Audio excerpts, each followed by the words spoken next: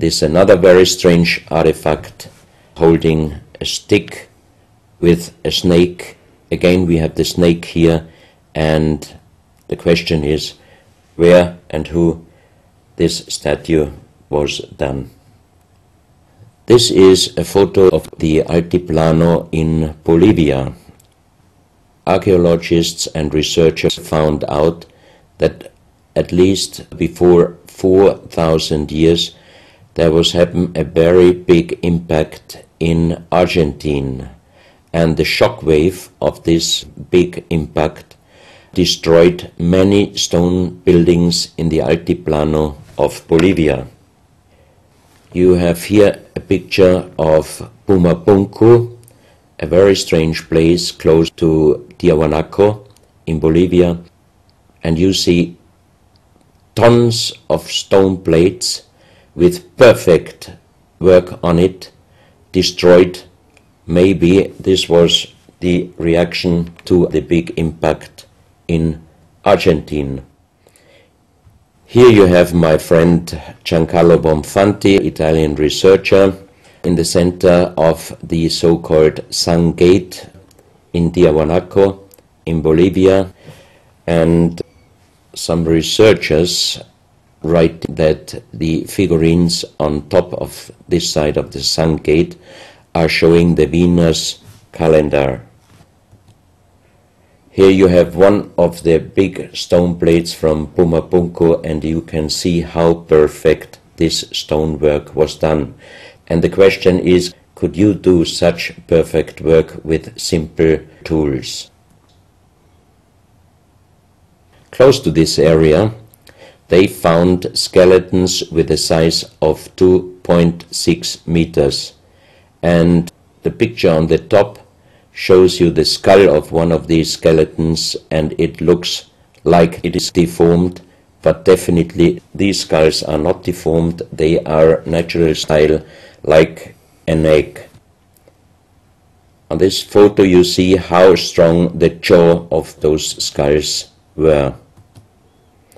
This is a front view, and the most interesting photo is this one, because you can see that the top of the skull does not have the three plates which we have as Homo sapiens, and that shows us that these skeletons are not Homo sapiens. What we might be able is doing a DNA check and an age dating on these skeletons, because we are very much wondering what kind of humans did exist long time ago and how long ago. On the next pictures I show you some artifacts found close by the real giants, and when I first time got this mask in my hands I tried to look through the two eyes.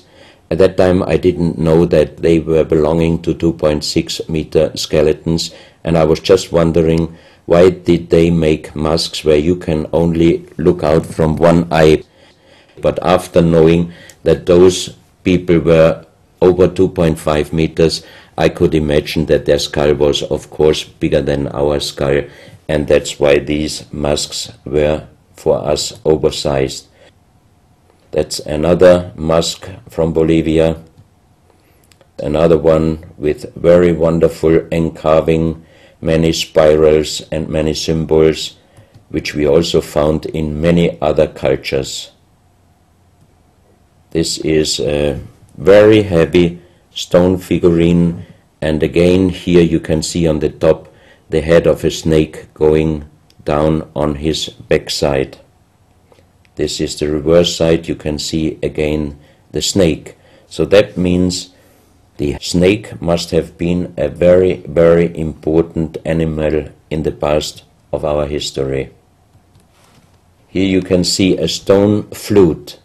The strange thing is that the vibration of the sound of these stone flutes is exactly the same as our brain waves. So that means maybe those flutes were used for meditation or for healing purposes. And each two holes are connected perfectly with each other. That means you can make perfect holes into this very, very hard stone, but how you connect with simple tools the two holes on the bottom, this would be, even in our days, a very difficult work to do. Because it's in the shape of a U and it curves around inside the stone. That's right. And with simple tools, you are definitely not able to do such a work. And even the holes are very precise. This is the form of a boat, and you have 3 flute pipes at the end.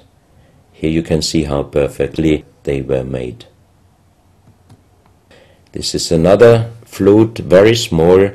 You can use it only with very soft blowing, and the sound is like the sound of the dolphins. This is an artifact where we do not have any idea for what purpose it was used. Now we are in Colombia. On the next few photos I show you very strange artifacts from Colombia in South America.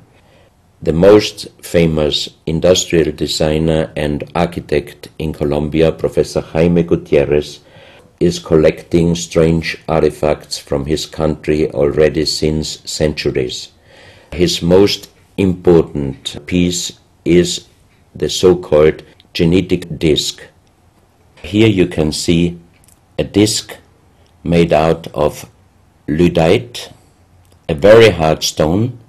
It's nearly the same hardness as granite, but the structure of lyddite is like leaves, so it would be quite impossible to make the same disc in our days out of the same material. The diameter of this disc, we call it the genetic disc, is about 27 centimeters.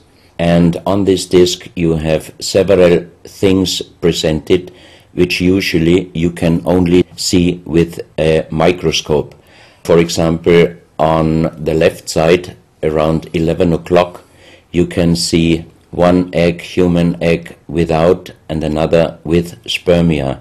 On the right side, at approximately 1 o'clock, you can see some spermias, and then you have several very strange presentations which we could not explain. But here on the left side you have a microscopic photo from the inside of a lady done by a Swedish photographer, and you can see that the egg without and with spermia looks exactly like the presentation on this genetic disc. On the reverse side you have on top several presentations of fetus in different size, different age, ending up with looks like a little child. You see also at the end of the plate around 6 o'clock female and male, and also on the right side around 9 o'clock you can see the presentation of man, woman and child. But the strange thing is how they present those human-like heads. Here you can see a knife done by the same material, lyddite.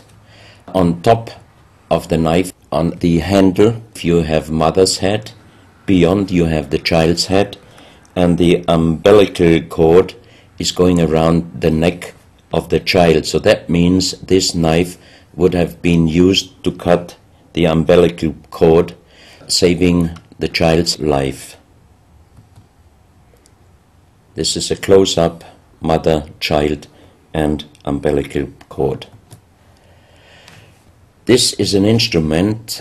It might have been used for helping the child coming out, leaving the mother, when there were some complications. And it is also made out of the same material, lyddite. You have here the vagina and the child's head coming out, and on the reverse side you can put only your thumb inside. That means you can only use this instrument with your fingers. meaning